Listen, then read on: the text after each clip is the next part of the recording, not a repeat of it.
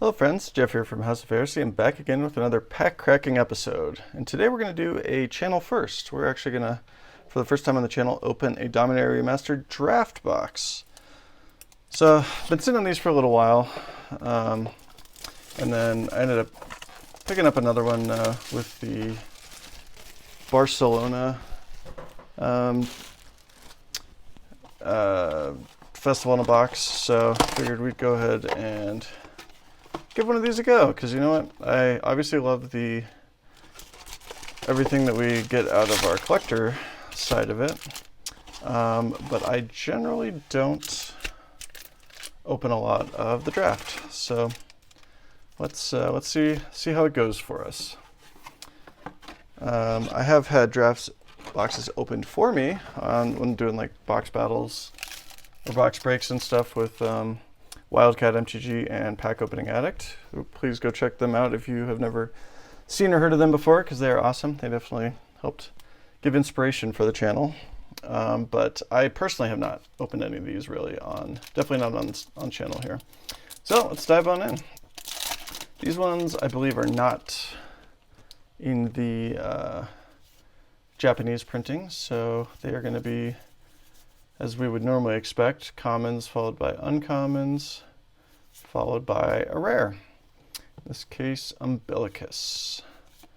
And then we got an island. Alright, so I'm going to go through these kind of quick because there are 36 packs. Most people have seen lots of this product opened. And we're just here for the good stuff, right? Overall, I mean, this product has done great for me. We've been very fortunate with opening all this stuff. We got a Woodland Cemetery, very cool. And then the plains. So we haven't really tested the waters with the draft to see how good or bad our luck is with that, but hopefully it's more of the same. We had a real good string of luck with the collector packs, and then the last one was kind of not as good. The collector boxes definitely are known for their duplication. I'm not 100% sure how these are. It's a stroke of genius, but we'll find out. Yeah, we got a foil wild growth there, and a a forest. So yeah, I really don't recall if there's as much duplication in the draft product or not. This is a quasi-masters set, so they didn't do the set boosters. Set booster boxes. High Tide's always a nice one. All right, we got our first mythic, Sarah Avatar. Definitely not the mythic we're looking for, but hey, and then a retro Swords of Plowshares. That's pretty nice. We'll put that down there. That's kind of, at this point, we'll hunt for the good stuff there. We'll take it. So yeah, we'll see what kind of duplication we do or do not get in today's box. All right, we got our second mythic, Gauntlet of Power, and the retro. So not like a huge hit, but definitely better than Sarah Avatar. So we will take that. Yep, foils are not guaranteed in this particular product. They are in the collectors, so it's not like there's a real premium for the foils within what you pull out of here. Geez, all right. 3 mythics in a row. Getting better and better. So Urza's Incubator is actually a really good one. We will take that.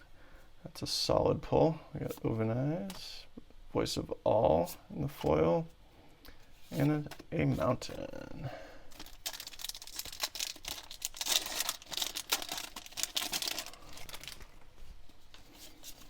Yeah, since I don't open these a ton, I tend to start running out of steam toward the end there, because I'm used to opening like 12 packs at a time. Sulphur Falls, Savannah Lions, and an island.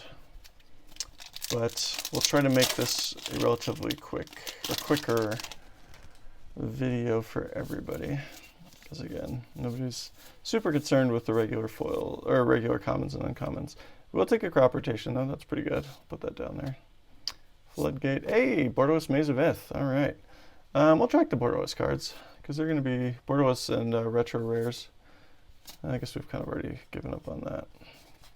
All right, Umbilicus, we'll throw you up there. Just to see like what kind of distribution we get in a draft box.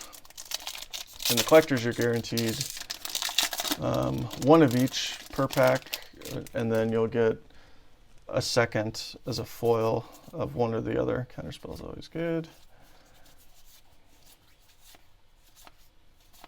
Clifftop Retreat, another one of our retros. Hey, foil counterspell, you know, we'll throw that down there. That's always going to see play in some circles.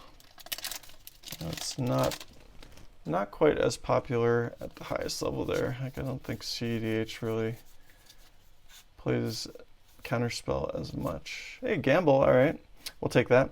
All right, let's put our packs a little bit, and we'll throw our tutors there. We got a Terror and an Island. All right, 2 packs left in the first row, which I think technically, with how I pulled them, was the last row? I can't remember now. Should have paid closer attention.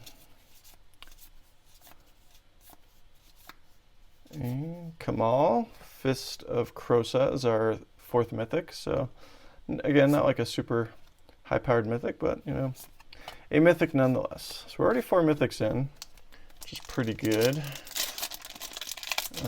I don't recall how many of these average, but I would imagine somewhere in the 6 to 8 range.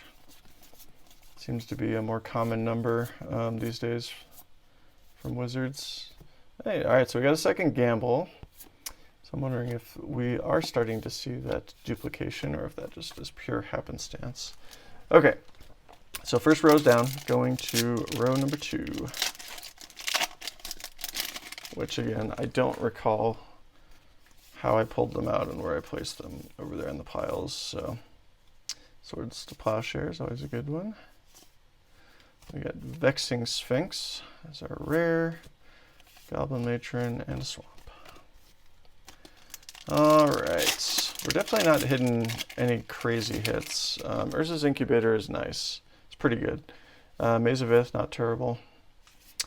But the rest of the stuff, not as great. Dark Depths, okay. We pulled a lot of these in a recent video. So that is our 5th mythic. Again, not a bulk mythic, so we'll take that. We got the Lemur as a foil. I'm pretty sure we should get at least 1 or 2 foil rares. I think that's fairly common with the distribution of these draft products now. Denizen of the Deep in the retro frame there. We would love to see that if we were doing a battle of some kind. But any other time, not super exciting.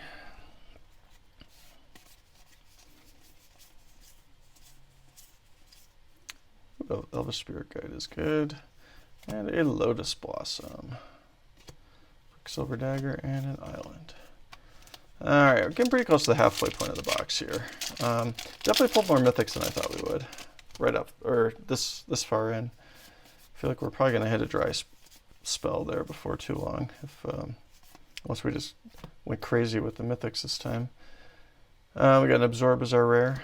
Empty the Warrens. Oh, there we go. There's a nice hit for our foil rare slot there. The Mystical Tutor.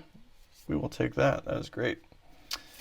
That is really lucky because there were plenty of rares that we would not be happy about seeing, but we'll always take a tutor. Even a foil tutor.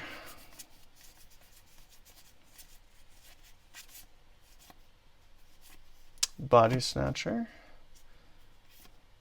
We got the Deadwood Tree Folk and a mountain. And a squirrel.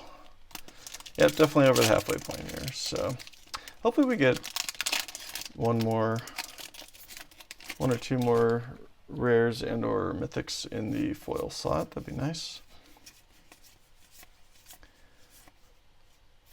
Well, we got a borderless Chainer's Edict. That's actually fairly uncommon. And Joriel. Forest. The borderless commons and borderless uncommons. I can't remember if there's any commons or not. Maybe Street Wraith. I think that's a common. Those don't appear that much because there were so many. At least in the collector packs, there were so many more retro commons and uncommons that they tend to take that spot. Hey, very nice. Got a borderless Wrath of God. We'll take that. That's a pretty solid card to get in the borderless, or just in general, but we'll definitely take it on the borderless side. So far we've had 2 borderless rares and 3 retro rares. Actually, I guess 4, counting the gamble for the retros. Not seeing a ton of duplication so far. Maze, of course, as I say that, I pull a Maze of Ith. Alright, so that is our second Maze of Ith. Got Wild Dogs and a Nomad Decoy with the Forest. Coming down to the last couple packs of our middle row, or our second row. Don't think it was actually the middle row out of the box, but. And we're doing okay. We haven't got any super crazy mythics yet. So Woodland Cemetery, Icy, and a Mountain. But I mean, you know, getting Incubator is nice. The Dark Depths is not terrible. Gauntlets of Power. Sorry, I keep it in the camera. I apologize for bumping it there. And Shivan Dragon, a classic, but no real monetary value. Duress is not terrible. Okay, last pack of the middle row, or of our second row that we're opening. Probably not the actual middle row. Alright, see if crop rotation's always nice. Chainer and the retro frame, another Duress. Foil retro Ornithopter, and a Swamp. Okay, last row. I want to say this one was the actual middle row, but I could be wrong. I probably should have paid closer attention. But as we've discussed, I don't open a lot of these draft boxes on the channel, so it was bound to happen. All right, there's our second Umbilicus, Dread Return, and a Mesa Enchantress in the foil, retro. So we have what, 5 mythics right now, I think. 2, 4, yep, 5. So I'd like to see a couple more. I feel like 6 is probably a more common or more average number, but it'd be nice if we could bump it up a little bit there, especially since we would love to get some of those nice, juicy, expensive ones. Yep, so there's our borderless Street Wraith, followed by Exploration. Okay, that's a nice hit. We really don't have a. Oh, we'll put that one over there as our nice rare hit pile, because I've mostly just been pulling the retro and borderless cards out, and the tutors. Right. We actually had some decent pulls in the retro and the borderless, so can't complain about that. Glory. Yay, retro counterspell. Throw that down there. So it's a good one. Goblin Medics and a Forest.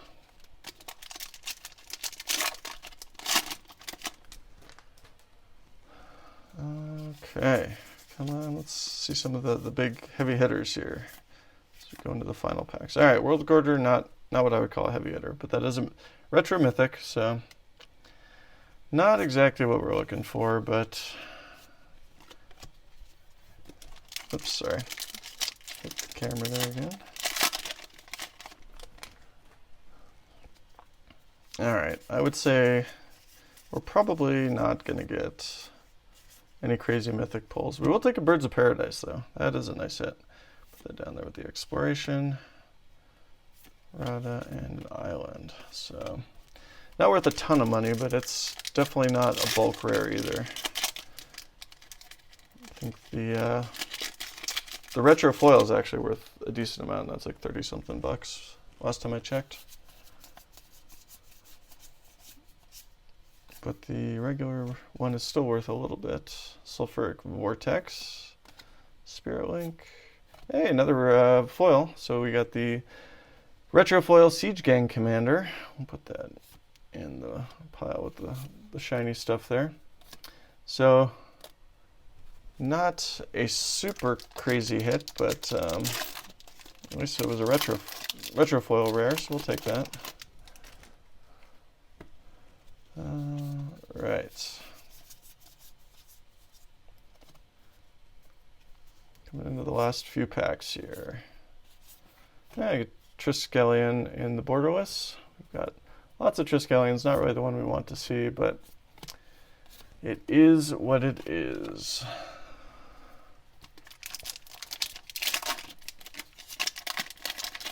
Yeah, I would say this is a so-so box. I mean, maybe if we pull like a Forcible or something, it'll bump it up a little bit, but we're not getting completely blown out because we have got a couple decent retro body snatchers. We've gotten a couple decent mythics with the Incubator, Dark Depths, and Gauntlets of Power. Like, again, not like they're not power hits. The Incubator's decent, or is pretty nice, but the other ones aren't like super valuable, but they're also not complete bulk either. So they do see some play. Phantom Nishoba. Hey, Peregrine Drake. Throw that down there. Foil Horseshoe Crab. And a Squirrel. Alright, last 3 packs. Can we get some last 3 pack magic here? I'll say probably not. Oops, let's say knock my commons and uncommons over here. 1 second. So I don't make a total mess. Alright, not used to having all these cards with collector boxes. Not a problem I have to usually deal with. Alright, so we got Lieutenant Kirtar. And nothing else of note. Alright, last 2 packs. We get some last 2 pack magic. And probably not, but we're getting lots of counter spells at least. Tormund's Crypt and Glory. Alright, in the retro. Not really what we're looking for. Okay, last pack. Maybe it'll be something crazy. Probably not. We got what I believe to be the average amount of mythics there with 6. We did get a Mystical Tutor as one of our foil rares, so we'll take that. And then we got two tutors, so that's okay. Oh, there we go. All right. Probably not going to swing the box into great territory, but we will 100% take a borderless Sylvan Library. That is a solid pull, and that is some last pack magic there. So that bumps us up to 7 mythics. Very nice. We love to see that. And a Gamekeeper as our uncommon. Okay, well, hope everyone enjoyed that. Quick recap, we did get the 7 mythics. Probably these ones being the best of the bunch there. And then followed by, some of the other ones. So got a decent number. The Sylvan Library is great, though. That's definitely highlight of the box. Always playable. And then we did get 3 tutors, and we got a decent amount of borderless and retro. Let's see, so I'll just divide them up here. So we only got 3 borderless rares, but we did get 1, 2, 3, 4, 5. Oops.